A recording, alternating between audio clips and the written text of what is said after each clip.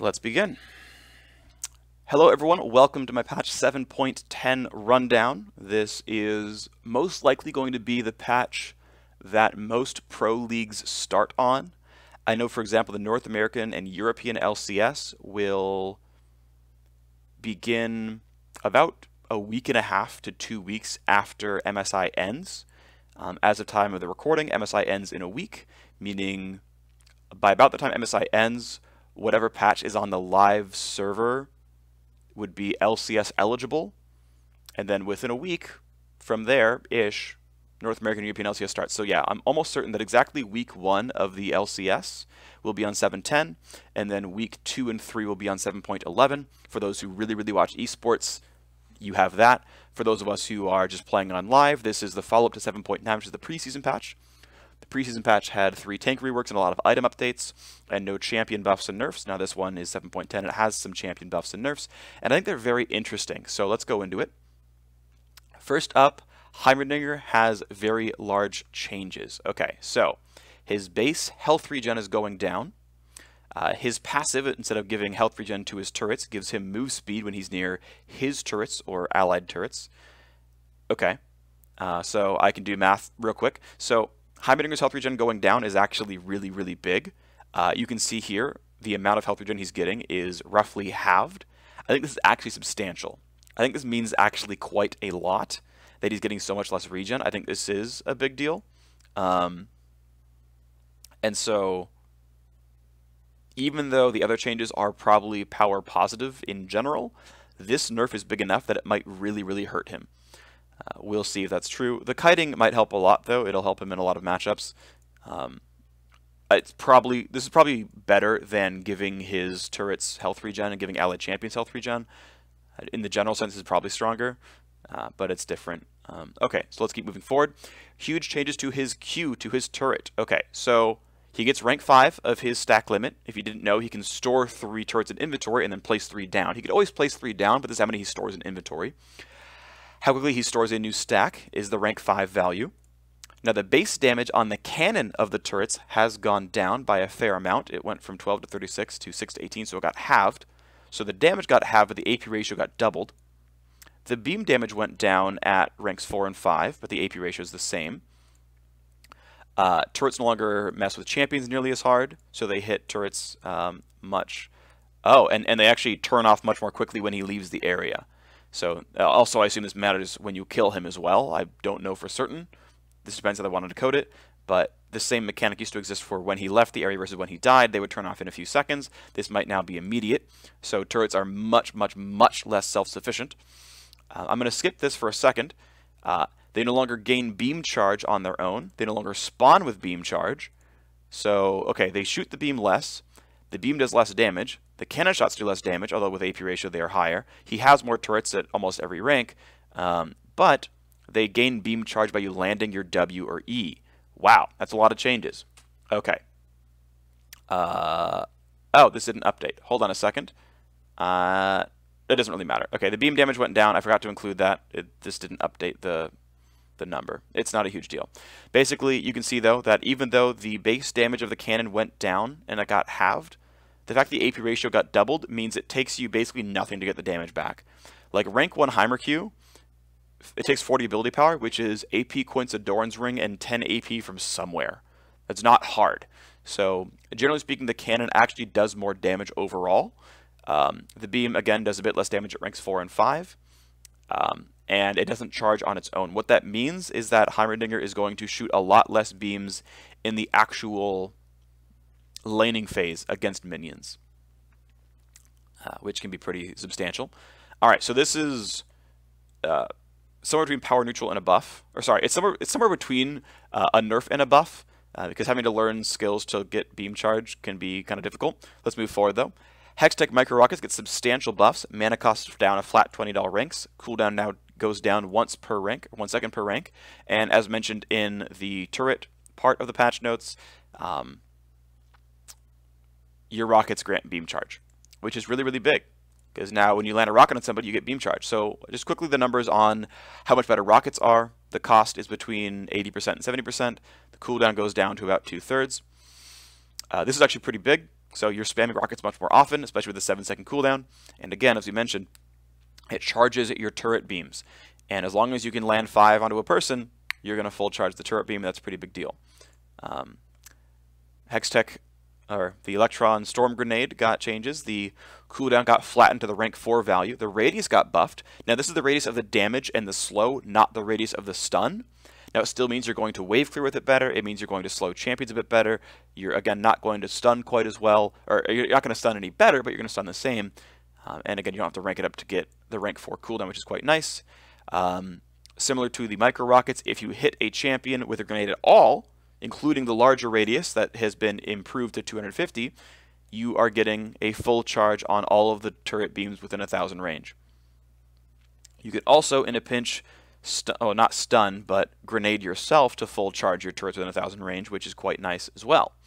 I'm almost definitely assuming that's going to be the case. Also buffs to the ultimate, where if you choose to mimic your E, damage goes up pretty quickly at 11 and 16. One thing to note, by the way, is that by using an ultimated grenade, the grenade's radius is doubled, both on the stun radius and the slow damage radius. So it's now, instead of a 420 radius slow, it's a 500 radius slow. This means it's huge, massive. And as we see here, the damage has gone up and the AP ratio has gone up. So mimicking a grenade is now much, much more likely to happen, which is obviously a straight buff. This is a straight buff. This is a straight buff. This is a straight nerf, and this is arguable. So showing the numbers on the grenade real quick. Cooldown, again, substantially better for a lot of the game. It's pretty nice. And so what I did is I compiled the rank up incentives on Heimerdinger's abilities. Note this is actually just 20 per beam damage. Q lost a lot of its level incentives. Again, it lost its stacking. Getting more stacks and getting faster stacks. It's already the rank 5 value now, even at rank 1. It lost cannon damage on rank up. It lost beam charge on rank up. It lost even a little bit of beam damage on rank up. Q does not have very good rank ups. It's 20 beam damage and 3 cannon damage. It's not very big, but it's probably better than simply 40 damage on your cannon. Or sorry, 40 damage on your grenade. Because you're going to have 3 turrets out at all times, and 20 damage per rank times 3 turrets is 60 damage. Just by landing a grenade. And keep in mind, if you land a grenade, it's 40 damage. And if you land a grenade, it's 60 damage per turret per rank, right? Damage is clearly higher there. W rank up's obviously significantly better. 30 to 54 damage based on if you can land all the rockets. 1 second cooldown. The 10 mana cost is the same. Clearly, Heimerdinger is going to max W first now.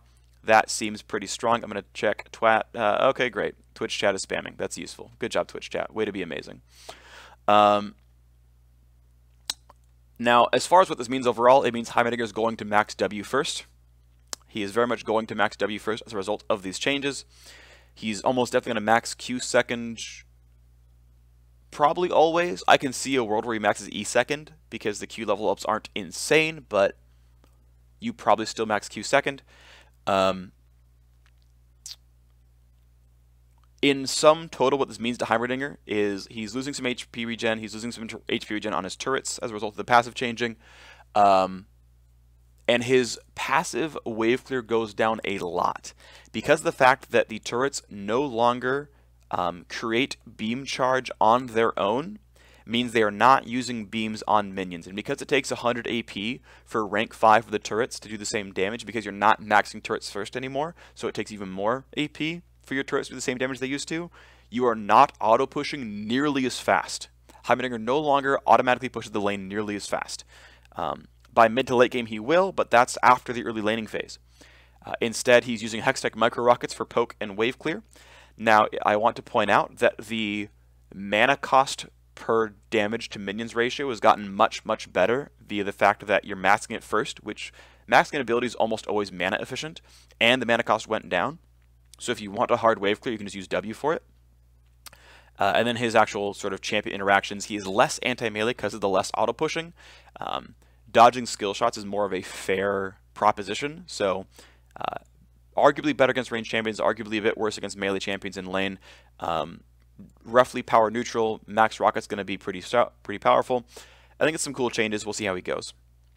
Okay, next up, some large changes to Rammus. Large changes to Rammus. Okay. And it's very mathy. First, let's cover everything that happens. Okay, so Rammus passive changes. Instead of getting 25% of his armor as AD, he gets 10% of his armor as bonus magic damage with some flat bonuses. Okay, that's mathy. We'll solve it later. Powerball's cooldown rank up got better. Its cooldown got shorter, which is nice.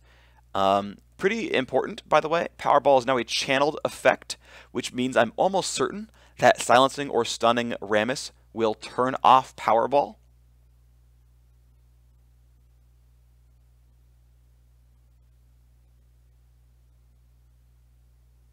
Yeah, almost certain that's the case.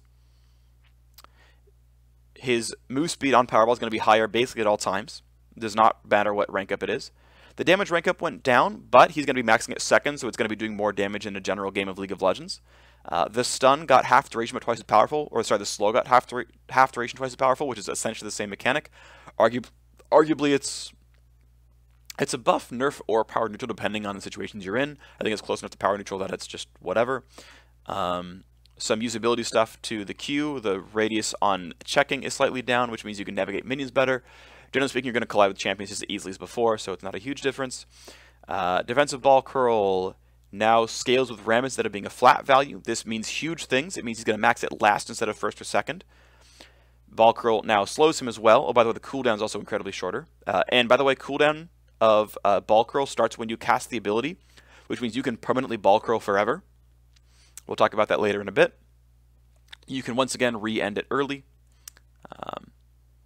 Ball curl now, as far as affecting the passive, now amplifies it by 1.5. So this thing right here gets amplified. It also means that this damage from the passive is actually what gets reflected, which is very mathy. So the damage reflect is mathy. Okay, we'll talk about that later.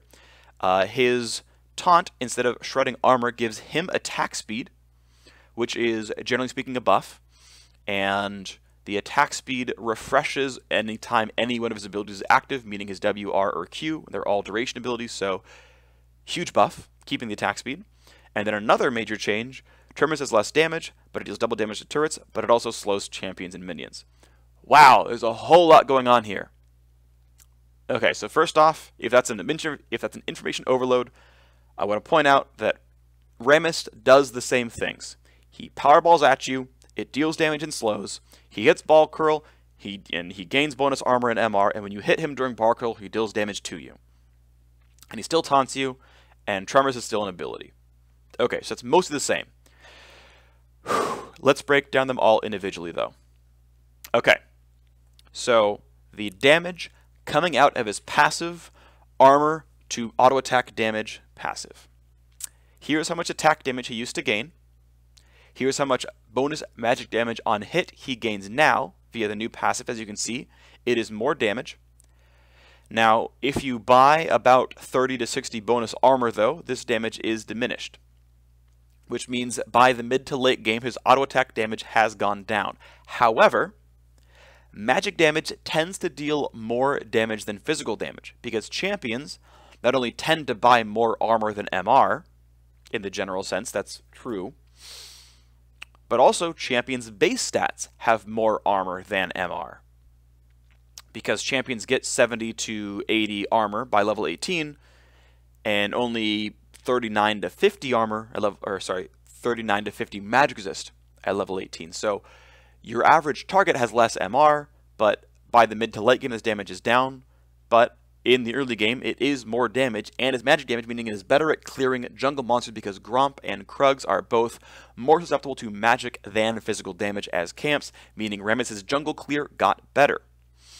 Also pointing out, we'll go into some more of the math later, but because his W gives him bonus armor, we did the math based on the old max W first values and the new values because it multiplies by 1.5, and again, the damage output is significantly higher. It's plus 6 damage at level 1, and again, magic damage is better in the jungle, so buffs to his jungle clear. Those are changes to his passive.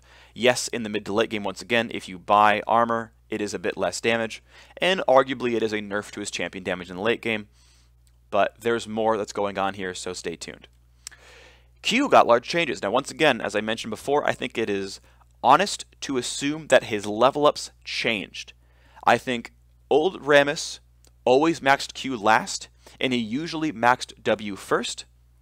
Now I think he will always max W last and usually max Q second. So even though some of the level ups got nerfed on Powerball, the fact that he maxes it second means that Powerball is going to be doing more damage. So I think it's honest to assume that there is a world where he has rank 5 Q in 7.10 when he had rank 1 Q in 7.9. Okay, so Powerball just moves faster overall. That's just there. It's just power. Powerball is now faster. Congratulations. That's nice. It does get a bit worse in the very late game. It does 96 to 80% as much damage if you're literally level 17 or 18. No one cares. Level 18 Rammuses don't exist very often. It's just irrelevant. So once you're into mid-game, it's better. Okay, so let's talk about each of the changes in succession. By the time you learn Powerball, Powerball's faster. No one learns Powerball level 1. That's silly. You shouldn't do it. No one should do it. This doesn't matter. The fact that it's nerfed level 1 is irrelevant. Powerball is always faster. If you don't play Rammus and don't know Rammus very well, Powerball gains its speed over the duration of Powerball itself. Also worth noting, by the way, if we go back to the patch notes on Rammus, the duration is down to 6 seconds. Which is a little interesting because technically you are in Powerball for less time, but because you scale up to the max movement speed over the duration of the ability, with old Powerball, you were at same move speed to plus 155 over the course of 7 seconds, which is, 20-ish% per second.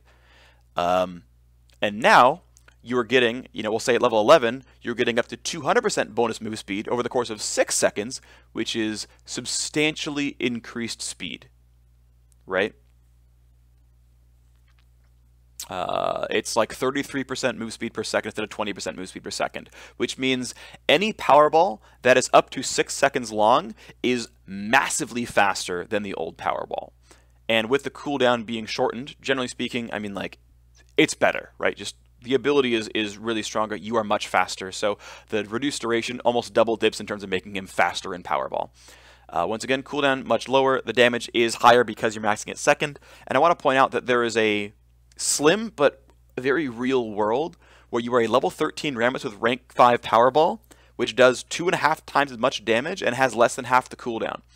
There is a world where you get into a mid-game to late-game team fight where you Powerball in, and 6 seconds later, Powerball again, and 6 seconds later, Powerball a third time, and in 7.9, you still wouldn't have gotten a second Powerball. So there's going to be a world where someone gets 3 Powerballs off and does 7 times as much damage as a result of these changes. It's not all the time, obviously, but there's going to be a world where the Rammus does 600 extra damage from Powerball because of these changes, which means this is a very large buff getting to max Q second.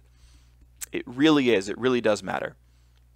So Q is substantially buffed. I think substantially buffed because you get to max it second, and because the cooldown incentive is so good.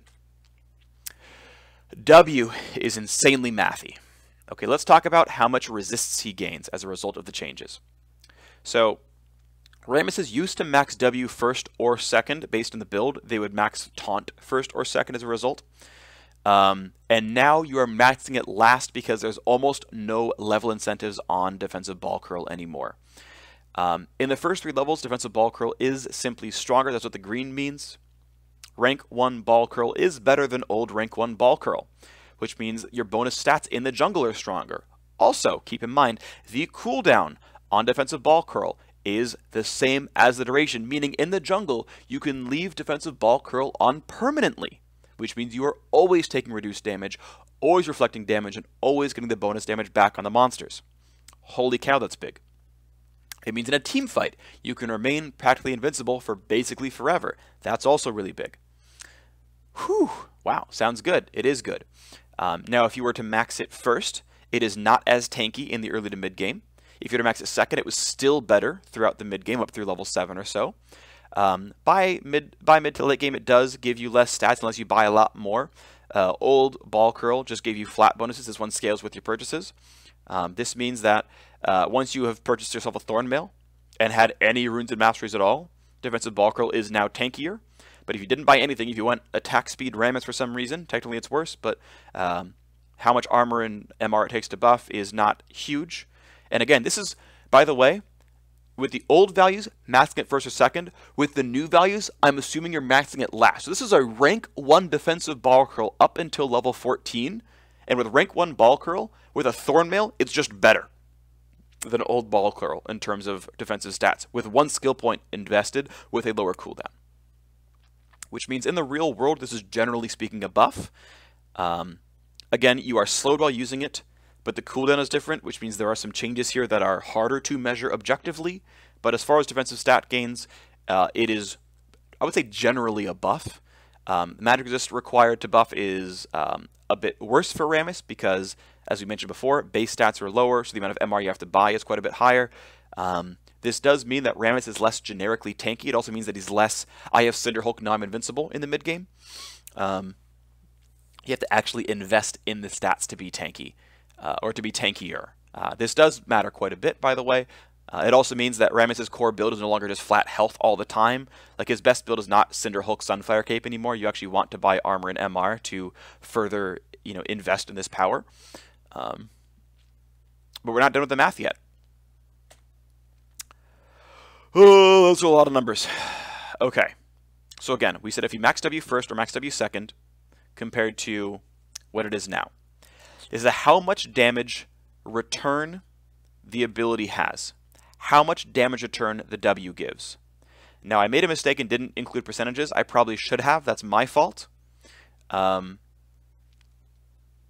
my fault, honestly. It is. I probably should have. My apologies. I also made some mistakes by not highlighting in yellow when it was better than maxing it second. Also mistakes from me. So I'm sorry these numbers are not very clear, but you can see that the damage return is lower at level 1, level 2, level 3. The damage return is lower, the damage on auto attack is higher. Generally speaking, that's what Rammus is. So his Thorns damage is worse, and the bonus armor you have to buy in order to buff this ability is pretty substantially high as well. Even at level 3, when it's still rank 1, you need 100 bonus armor to buff the Thorns damage. So Rammus deals, pretty substantially less Thorns damage. Oof. Okay, that's kind of rough. And it is. I mean, that's fair. He is much, much less thorny. He is eventually tankier. His auto attack damage is generally a bit higher, but he is much less tanky. I also looked at how much raw attack damage it gave. Of course, it was very easy to math. It's 10 to 30 based on rank. It's a quarter of how much armor it gave, versus how much bonus on-hit damage it gives here, based on, again, maxing it last. Again, more on-hit damage is gained in the early game. Whether you maxed it first or second determines whether or not it was a buff or a nerf in the mid game, and it is a nerf in the late game as far as how much auto attack damage it gains. So defensive ball curl, again, better for jungle clearing, generally speaking, right? You're getting, up to 4 more damage on hit, but you're losing about 4 more damage on return. At its ideal case, it is a bit less damaging, but it's generally a bit tankier. So again, we look at the fact that the W cooldown is 6 in the 7.10 world and was 14 in the 7.9 world. Well, here's how much downtime he used to have, whether it was 0 or 40 CDR. By the way, Rammus has never got 40 CDR, so this is unrealistic. But there is substantial downtime on defensive ball curl before that is no longer there. You can have 100% uptime on defensive ball curl, which can be a very large buff. More changes. Okay. So we know the passive is equal to worse, or, well, better in the early game, worse in the late game. We know Q is better at pretty much all ranks. We know W is, generally speaking, tankier, but less damaging. And now the E is buffed. And I want to point out, by the way, that you are now going to max E first. You have every incentive to max your taunt first. So while Rammus did lose some ball curl damage, he did eventually lose some auto attack damage. He gained Powerball damage to compensate, and he gained guaranteed taunt duration. Frenzying taunt is now your best level incentive. You roughly double the taunt duration and you double the attack speed gained. Okay, so I took one of the squishiest champions in the game and mathed out how much armor shred he really got out of puncturing taunt, assuming that he maxed it second, because that was most likely to be the case with any Rammus players out there. If you maxed it second, it was a 4 to 3 to up to, 18% damage amp for up to 2 seconds on a physical damage target. Okay, against a squishy, that definitely mattered. What that really meant for him, though, was not a lot of damage.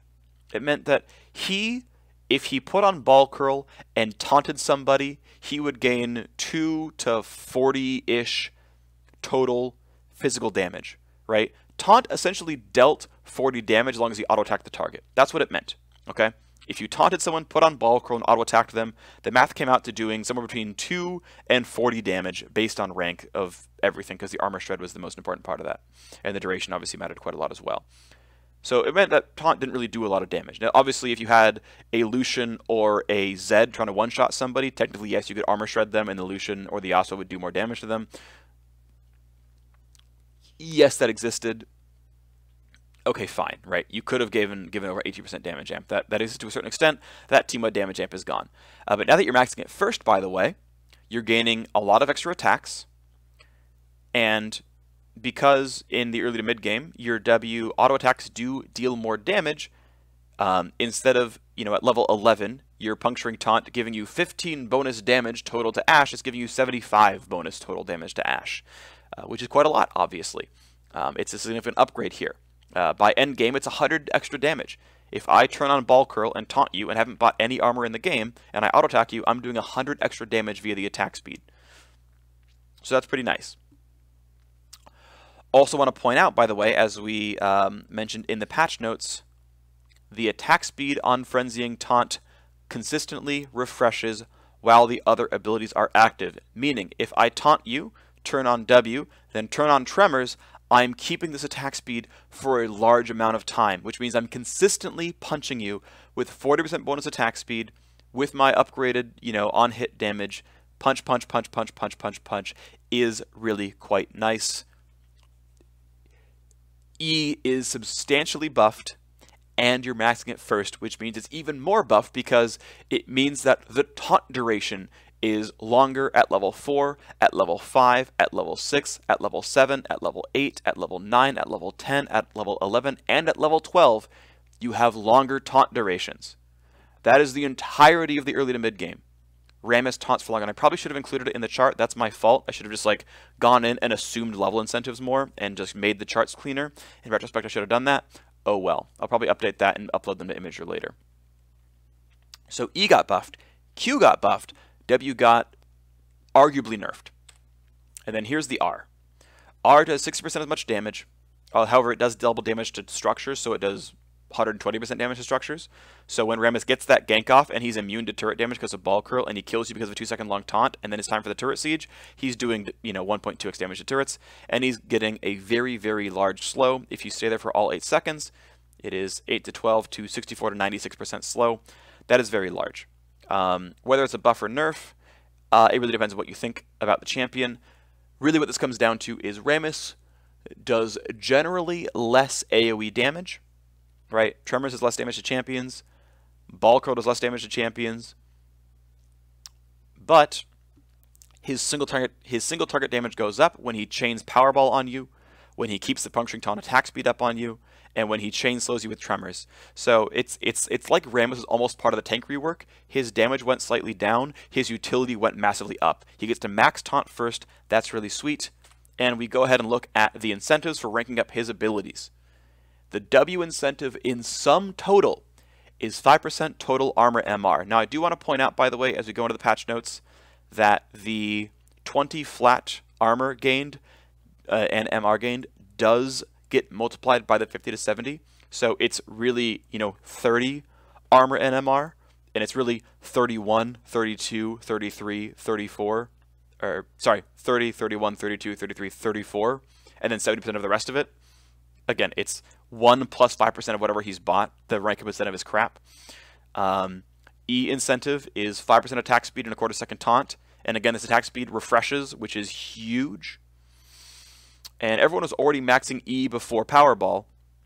Powerball's rank ups got nerfed by 15 damage, but upped by a 1-second cooldown. The slow and the mana cost is still the same, really. I think you definitely still max E first now. You leave W for last and you max Q second, which in sum total means he's more disruptive, has more Q damage, and is less thorny. I mean, there's a lot of changes. It's very hard to TLDR, but basically, max E first, max Q second, max W last, and he is more disruptive and a bit less damaging unless you're landing a lot of power balls. Whew! Large changes. Let's move forward. Let's see what Twitch chat is saying. And not a lot coming out of this. All right. Oh yeah, and again, I want to point out, you can stay in ball curl forever. Yes, you are slowed while doing it, and categorizing this versus that is hard. You can turn it off early so you don't have to like remain slowed forever, but you can be in ball curl forever in a team fight. That is actually pretty insane. All right, let's move on. Cassiopeia's tail follows her. That's cute. Let's move on. Tank Fizz getting nerfs. Basically, his damage got cut, the AP ratio got buffed. As far as the math is concerned, here is the W damage and the amount of AP it takes to equal the old amount of damage from before. It's 80 to 70% as much damage. It's worth pointing out, by the way, the W dot, the W on hit, and the W triple damage on hit all have the exact same ratios. So all of the W is nerfed by 70 to 80%, which means, by the way, that W max Fizz lost 70% of his skill damage at level 9. Now, some mid-Fizzes actually did W max, by the way. Some mid-Fizzes saved E for escapes only, even if they were playing Assassin Fizz, even if they were going Protobelt Lichbane and Azonias and things like that. They would still Q at you, try to make the trade happen, land the Shark, go for the Empowered W, and then save E and max E second, basically. So those still get nerfed as well. Tank Fizz gets nerfed pretty heavily because he's not getting 350 ability power. But it also means if you did leave W to a 1-point wonder, if you had more than 70 AP, which pretty much at one item you did, and at 2 items you could have 140 really with no problems, then technically Fizz could have more damage than before. I think that even for Assassin Fizz, this is a Fizz nerf. For Top Fizz, it's definitely a Fizz nerf. But considering how amazingly good Fizz has been, as we've seen at MSI, I think this is totally okay to have this kind of nerf. Graves has large damage nerfs to his Q, and ratio buffs to the Q everywhere, and a cooldown nerf to his R. Graves has been the number 1 or 2 jungler for a long time, both in solo queue and pro play. I think it is fair to nerf him once again. And the nerfs aren't actually huge. They matter, but they're not insane. This nerfs his clear speed a bit, though, losing 15 damage off Q1. And no matter what, Q1 would just take 300 ability power to equal out, or sorry, 300 bonus attack damage. And remember, it's bonus attack damage, so it's runes, masteries, and items, not his base stats. And that means like Warrior Enchant is 65, a Black Cleaver is I think 40 attack damage. For runes and masteries, he's getting like 12. Like that's 115-ish. It's not even close, right? His core build is like 115 attack damage by mid game. Q is just always nerfed for Q1. The first half of Q is just weaker no matter what. Q2, much less is required to equal. Q2's ratios got better. Even rank 1 of the abilities is the same anyway. And the ratio is the same and the base damage is the same. And even though rank 5 of the back half of Q is 60 less damage, it's still only 150 AD to get back there, which is not too hard to do. So again, we mentioned the fact that Warrior Enchant, Black Cleaver, Runes, and Masteries gets you pretty close to 150, means you're close, right? The back half of Q is doing pretty similar damage. And in sum total, right, really we realize the fact that the entire AD ratio is being carried by Q2, and the entire damage being carried by Q2. So, looking back at this and saying, oh my god, the nerf is irrelevant, looking at this is almost relevant as well. The total Q is what you care about. So when you're doing Raptors, you're doing 89% as much damage with your Q. At level 3 Q, it's 85% as much. And by endgame, when your damage has been cut by 75, it doesn't take that much AD. I mean, this takes you basically Warrior Enchant, Black Cleaver, and then Maw of Malmortius. Or even Hexdrinker, maybe. Or an Infernal Drake when you're there. It continues to push the identity that Graves is one of these scaling junglers, right? And he still needs to keep buying raw attack damage. The fact that this exists, by the way, makes him less likely to buy Phantom Dancer 3rd and more likely to buy Death's Dance 3rd. Now, I haven't watched a lot of solo queue since 7.9. I haven't seen a lot of Graves. I've been watching MSI at 7.8, where there's no Death's Dance buffs. but Graves is more likely to keep buying raw AD as a result, instead of going towards Phantom Dancer as a third or fourth item, because his base damages are down and his ratios are up, meaning he's more likely to buy raw AD. So if you weren't going Death Dance Graves already, you might want to consider it now, because as soon as you get one extra item, your queue is now better than it ever has been, which is, you know, pretty cool. But it means that he is more and more of a scaling jungler. Also, the cooldown change on his ultimate, very easy to look at numbers-wise. Bam. Again, weaker early, weaker mid-game, just as good late game. Graves continues to be a scaling jungler who is a bit weaker in the early game, and as long as he is still a viable, like as long as he checks the box of can jungle and isn't completely pushover, I think pushing him more and more towards that scenario is good. That if you can make power neutral to slightly power negative changes to Graves to push him more towards a scaling jungler and less towards an early game jungler, you create more identities in the jungle that are good. So I think this is also a good set of changes to the champion. Minor animation improvements. The damage seems to be applying at the same damage, so mechanically nothing is different to Jax, but if the attack animations feel better and it's more easy to if it's easier to intuitively walk out of your animations at the right time, then this will end up being minor Jax buffs, because as a human you will play around your animations better. It doesn't really mean much, but it means that Jax will feel better, so great. Ivern lost 5 move speed, which is just a flat nerf no matter what. It means that when he goes to, you know, start channeling his blue buff and run across the jungle to steal your red, it is more likely that you can catch him in the act. I mean, it's 5 move speed out of 300. He's literally, you know, 1.5% slower. It's not big, but it does nerf him. And I mean, Ivern is insanely overpowered. As far as the math on this, by the way, so this is the base health cost at level 1. I'm assuming the per level scalings are staying the same.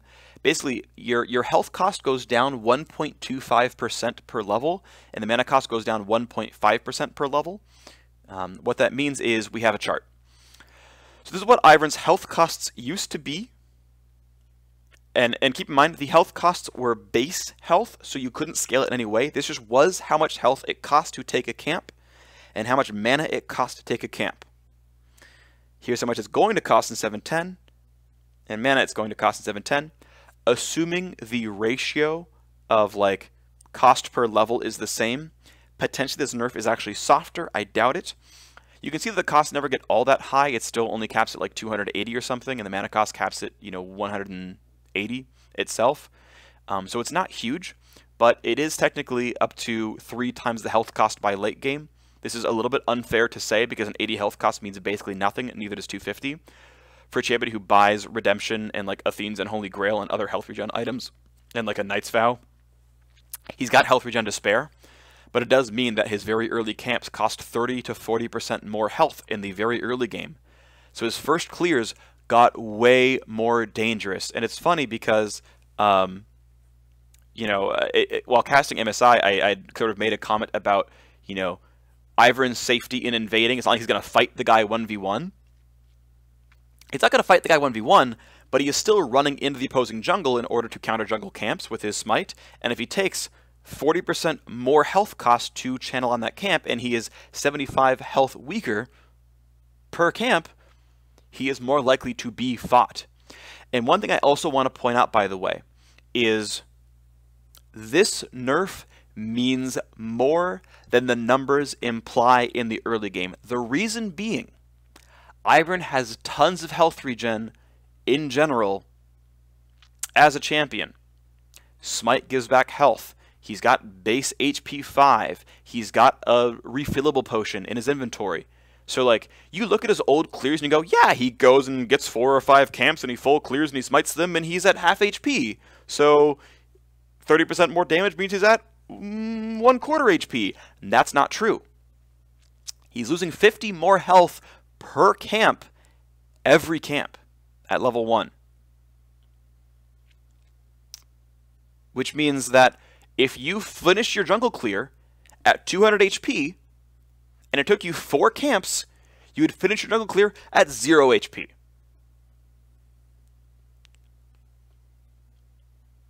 I don't know Ivern well enough. I'm not a good enough Ivern player or jungler to know, but there's a good chance this actually removes one of the possible camps he can even take from his first clear. Or like requires players run health regen somewhere, or they have to smite early or something, I'm not sure, but like there's a real chance this has some significant impact to the champion.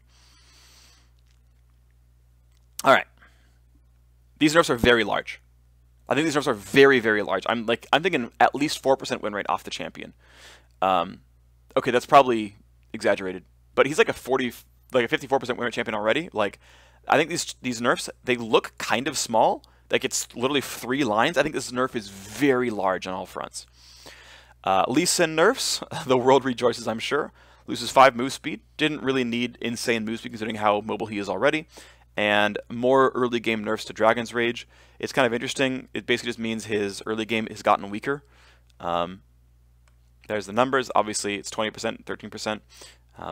Not the most insane thing you've ever seen.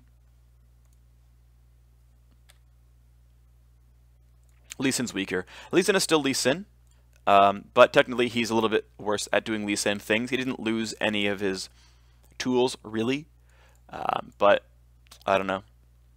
I mean, 5 move speed does matter. Like, it will be noticed. It will affect some things that happen. It'll make his counter juggling a bit worse. He doesn't get away from things quite as well.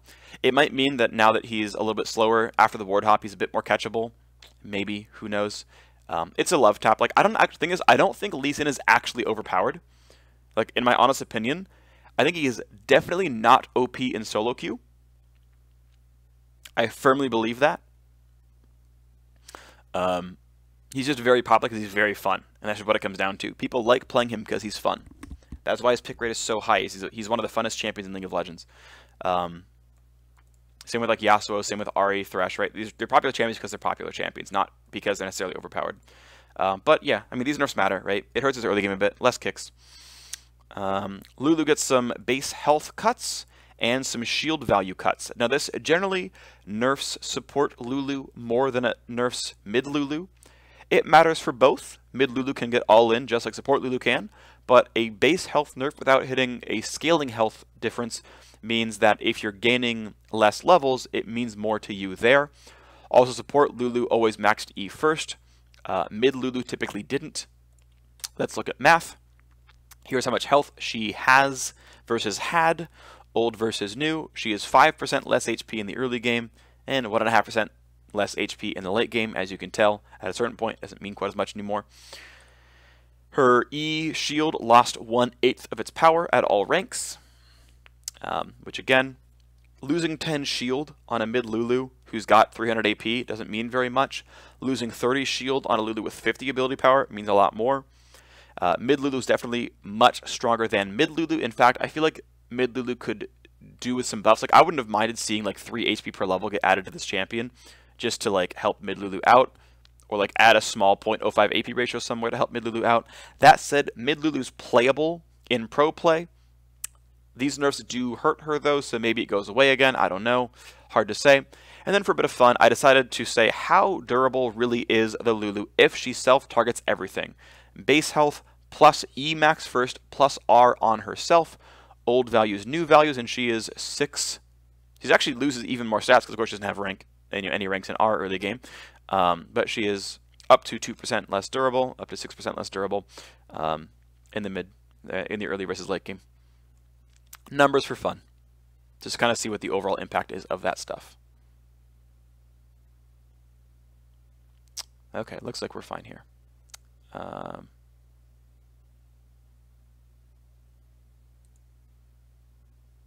Hold on one second on something. I'm confused. Hold on. Okay, no, we're good. We're good. Okay. Cool. Let's move on. Kassadin changes. So this is interesting. So basically what happened is if you flash out of Kassadin's E during the animation, you can now dodge it, which is a good change generally speaking. What's funny is we did this on purpose a while ago. So way back in the day, in like 2010, there were a lot more targeted abilities in League of Legends. And so the norm was like, I have all these targeted abilities, and skill shots are a bit unique. And people felt that cone spells, like Force Pulse and Annie's W and Mordekaiser E and things like that, cone spells felt like targeted abilities because targeted abilities were normal, were very, very common in League of Legends. And it felt bad to have my cone overlap with your champion model. I hit the button and you don't get hit. And it was like, this feels like butt. So instead, the designer said, okay, you know what? Let's make all the cone spells look for targets on... Actually, it's funny. They had the cone spells look for target on spell cast start, and then say as long as you are not more than like 200 units away by spell cast end, the cone hits you. So that if you're in the cone when I click the spell, and you're walking, and you walk out of the cone, I still hit you. But if you flash, it knows that you flashed. It checks again on spell end and says, oh, you flashed. You're 300 units away. Never mind, we're good. Now, that might have been buggy all these years. I don't really know for sure. But it seems to me that all of this logic is now gone. It only checks inside the cone itself at the end of the cast animation. To compensate, it gained 15 range, which, to be fair, which is funny, if someone's running away from you just at movement speed, if they're at 350 or whatever, a quarter-second cast animation means that they're clearing like 80 distance. Right? 4 times 80 is 320. Like, if you are a Nautilus without boots and you're just running at full speed, you're going to clear 80 distance during a Force Pulse. Which means that for a Kassadin, if he looks at you and says, well, my range was 585, now it's 600, it's like, well, Force Pulse is just definitively worse at champions running away. Running and flashing. Although flashing is arguably the same, as long as it wasn't bugged. It does buff his wave clear slightly. It does buff his reach against stationary targets slightly, by 2 to 3%.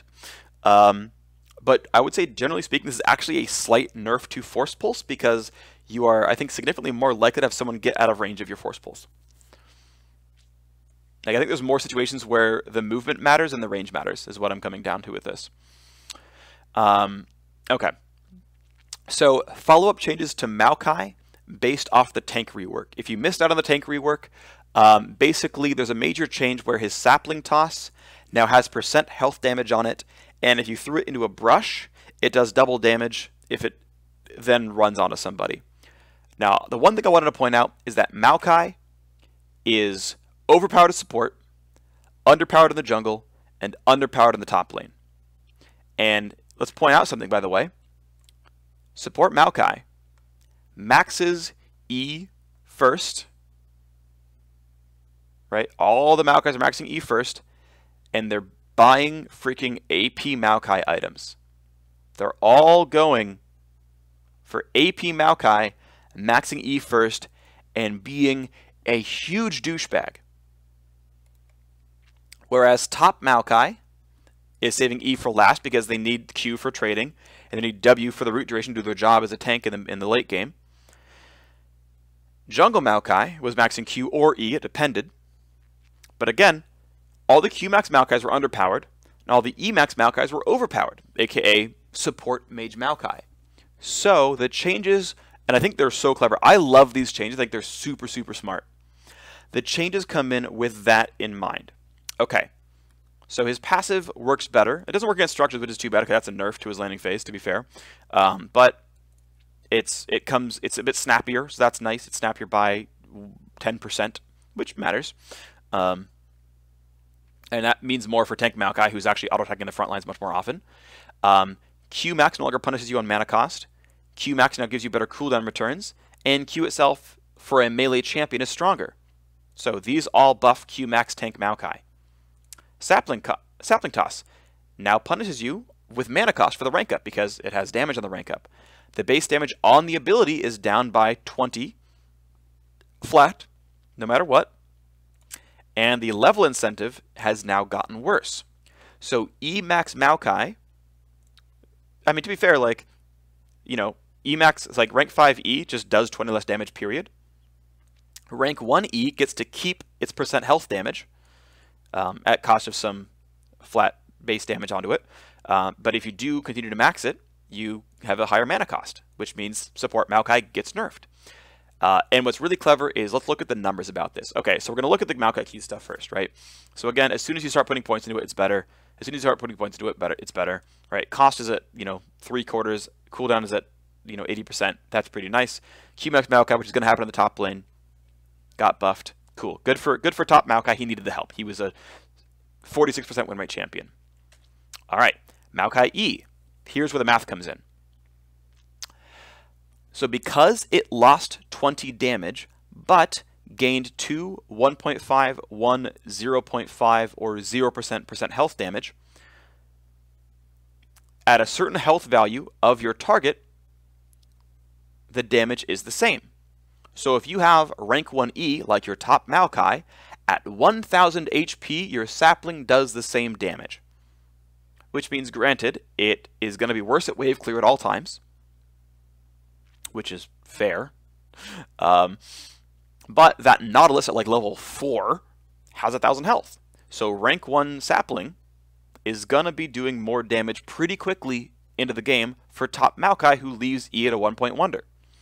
And as you can see, the more points you put into it, the more obvious its ability is straight nerfed, right? There are almost no 4000 health champions in the game. Now, I think that Emax Maokai support will still be playable, right?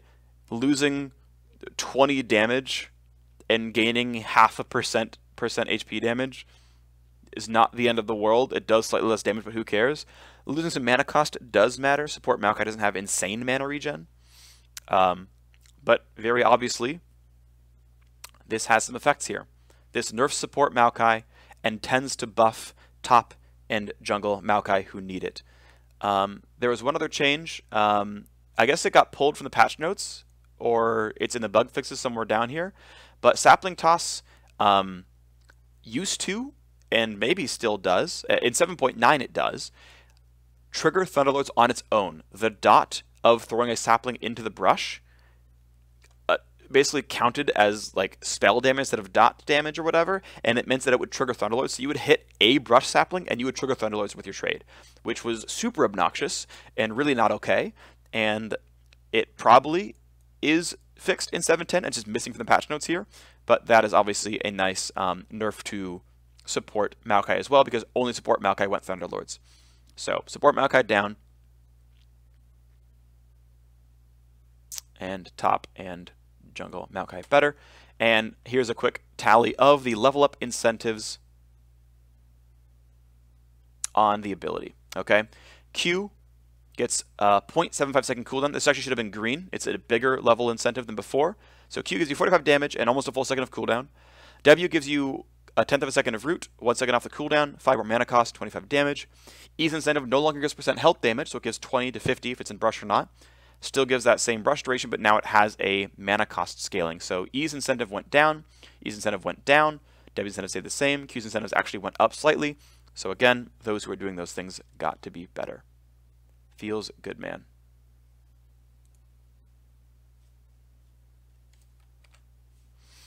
All right. Changes to Rakan. I actually might have forgot to do a graph for this. I actually didn't do a graph for Rakan, or a chart for Rakan. I'm kind of silly. I don't know why I didn't do that. I'm kind of dumb. My fault. But basically, Rakan was actually generally playing with Emax. Yeah, okay. I forgot Rakan. My bad, guys. So most Rakans were playing Emax. They were shielding people. They would occasionally go into the W, and they were just shielding homies in the back line, and they were saving Q for last almost always.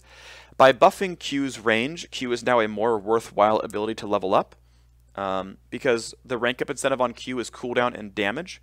And so if you're getting if you're landing Qs more often, you might care about that cooldown and that damage to get Q into the fray more often. And I agree, Q felt super, super short range, so 900 feels a lot more acceptable. I think what this means is he's probably going to max W over E now, because this level incentive got pretty heavily nerfed. He's losing 40 shield at max rank. What's interesting is, like, E max Rakan probably got nerfed. The thing is, because you're going to land Qs more often, this buffs all builds no matter what. Um, I don't know. Rakan does, from what I've heard, people seem to think Rakan is fine and playable. I find he's still slightly weak as players still learn the champion. I think the right place for Rakan to live is with lower E shields and more Qs landing. That seems to be more his play style. That E should be a bit more for the utility than the raw shielding power. As far as net changes, I don't know. It's very close to power neutral. People are going to keep learning the champion. They're going to get better at him over time. Renekton got some very interesting changes. My understanding is these bugs existed for a very long time. They were just like intended interactions with the champion that haven't been this way for quite a while. So first off, the W is supposed to lock you out for as long as the stun was in the first place. So it's back to a longer lockout time. You can still cancel with Tiamat. Renekton's always by Tiamat, so it doesn't really matter for most people. But if you're not good at Renekton or you don't get a Tiamat yet, I guess it's worse. He's not generating Fury for free. But there was a bug where he wasn't getting an empowered ability off after using empowered W, so I guess it's slightly a buff. But these are basically nerfs. These are buffs, though, I guess, to compensate / their bug fixes. So the range is up 10%, of course, and the dash speed is up 15%-ish. What this means, by the way, is you're going to dash farther, and you're going to complete your dash sooner, even though you're going farther. So Renekton is animation locked for less time for each slice and dice. It makes it, a better chase tool, a better escape tool. Cool things here, of course.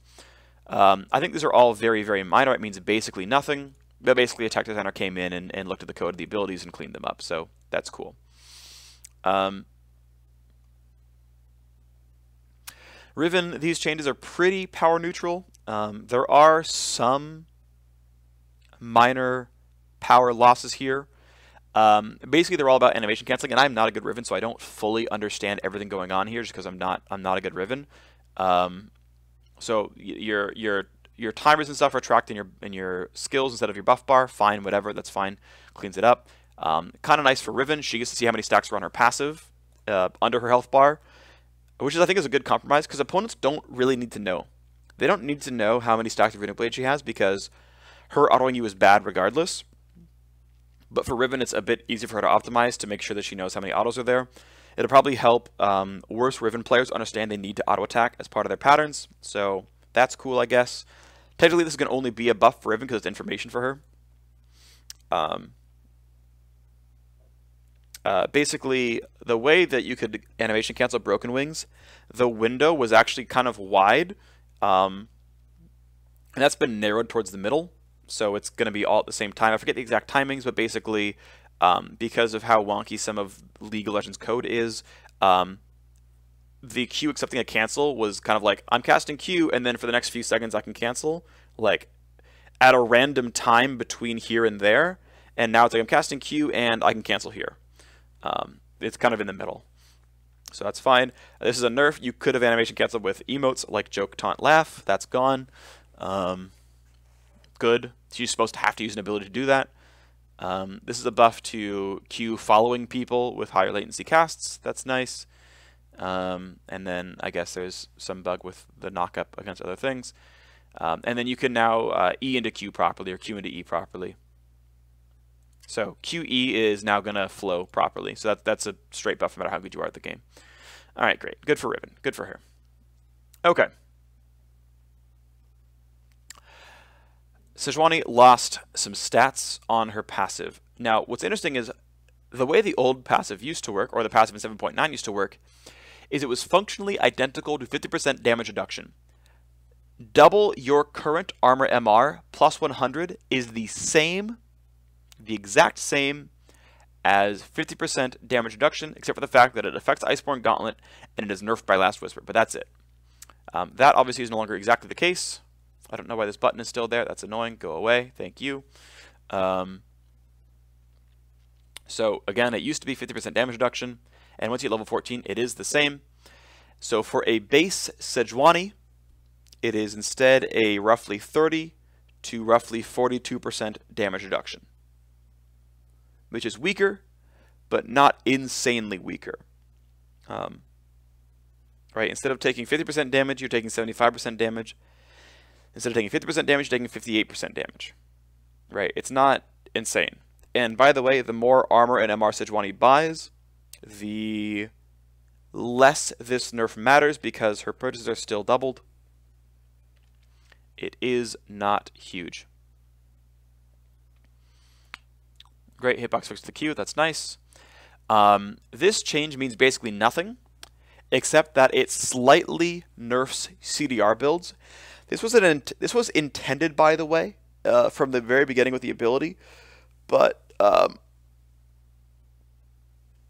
don't know, random unforeseen circumstances meant that it didn't happen. But the entire spell takes a minute to cast in the first, or sorry, a second to cast in the first place. So if it starts once the swings are done, which is a second later, and the cooldown goes down by a second, that means the ability has the same cooldown at 0 seconds. What it does mean, though, is, as I said, it nerfs cooldown reduction builds, because if you're here at this 5 or 6 second cooldown, you used to get an extra 0.4 seconds off the cooldown, right? Because now, if you have max CDR, it is 3 seconds after the spell casts, whereas it used to be 3.6 when the spell began, which meant 2.6 when the spell was done. So technically it nerfs CDR builds, but it means really nothing.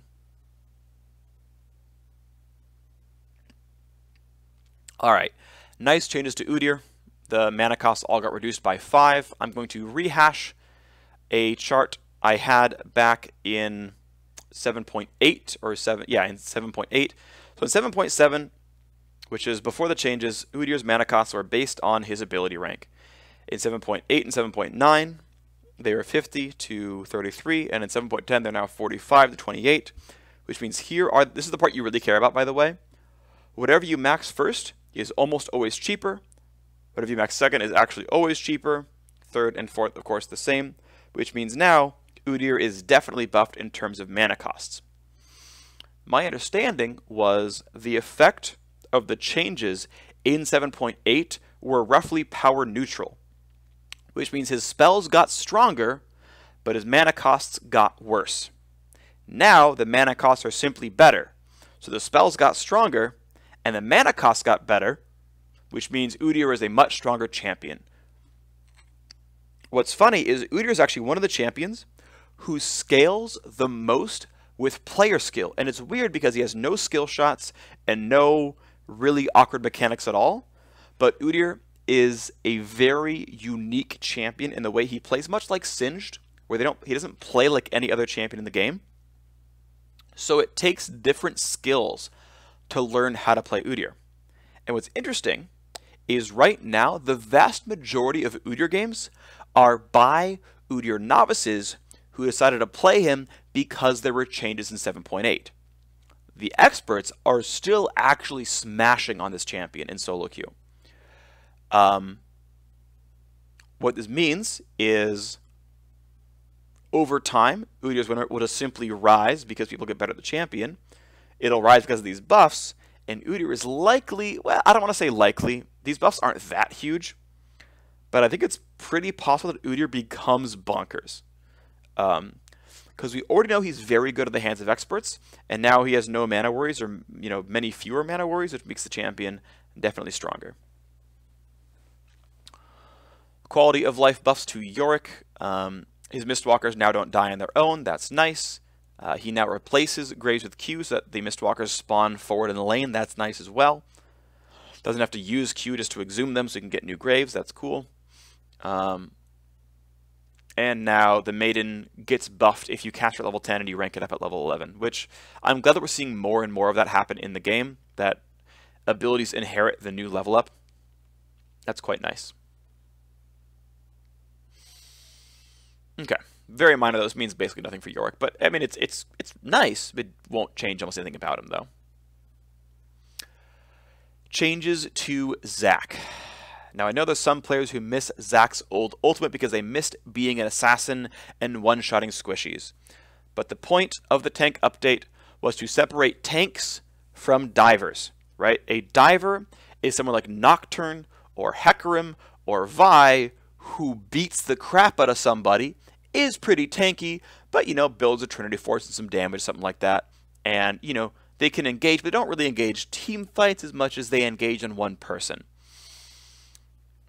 Contrast that to tanks, vanguards, such as Zac, Maokai, and Sejuani, where, now Sejuani does have very good single target damage, that's her specific niche power, but tanks are not supposed to just like AoE wombo an entire team and kill them. They're supposed to be very disruptive. They're supposed to be champions that you can't ignore because they will mess with you too much, but they're tanky, so you have to let them do their thing, kind of. But Zac is not going to one-shot people. That is not going to be Zac ever again. He is a tank. He is built to be a tank. He is a tank champion, which means a lot of that damage is not coming back. But he is getting some changes. Okay, so Q damage down by 10, but scales with his bonus HP, sorry, his max HP, which is generally a buff. We'll do the math later. Second hit, the auto attack bonus attack range goes up, so he's going to apply Q2 more often. He's going to generate a blob more often, so he's going to heal more. He's going to wave clear with it better against like raptors and lanes and things like that.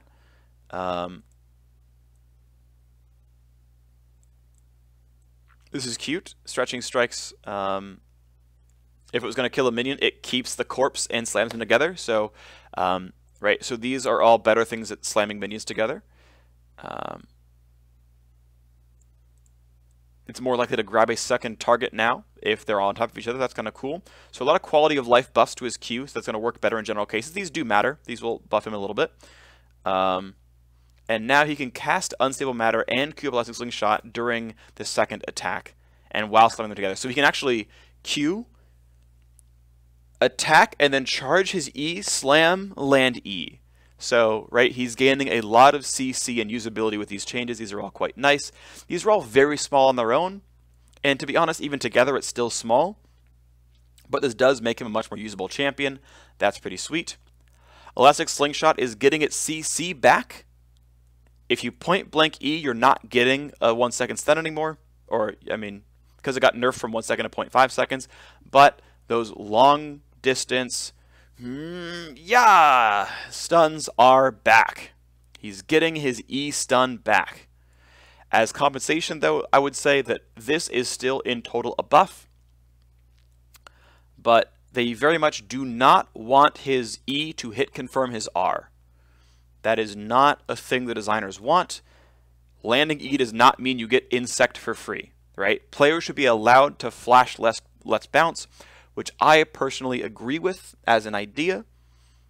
You should be allowed to flash Let's Bounce or Arcane Shift Let's Bounce. And I know, yes, you could have done it with Arcane with Elastic Slingshot. Yes, I'm aware, like, but I am glad that if he surprises you with E, you are allowed to flash it. Yes, this technically nerfs R in isolation, but you have a 1 second stun with Elastic Slingshot, meaning they get a 1/10 of a second to react to Let's Bounce versus half a second to react to Let's Bounce. That is a buff. As far as math, here's the Q damage. Everyone seems to max Q last on the champion. That likely will not change, as the damage is not so insane that you suddenly want it as a level incentive. Worth noting, this scales with this is his HP that it scales with, whereas his W is target HP that it scales with, so they scale differently. But as you can see here, even with no items, runes, or masteries at all, his Q does deal more damage. Even at the very start of the game, the percent health damage is 15. The ability is stronger. So Q definitely gains some damage to the tune of 10 to 15%. That's not what I wanted to click on. Actually, sorry. 15, 20, 30, 50, 60% more damage by the mid to late game. And, I mean,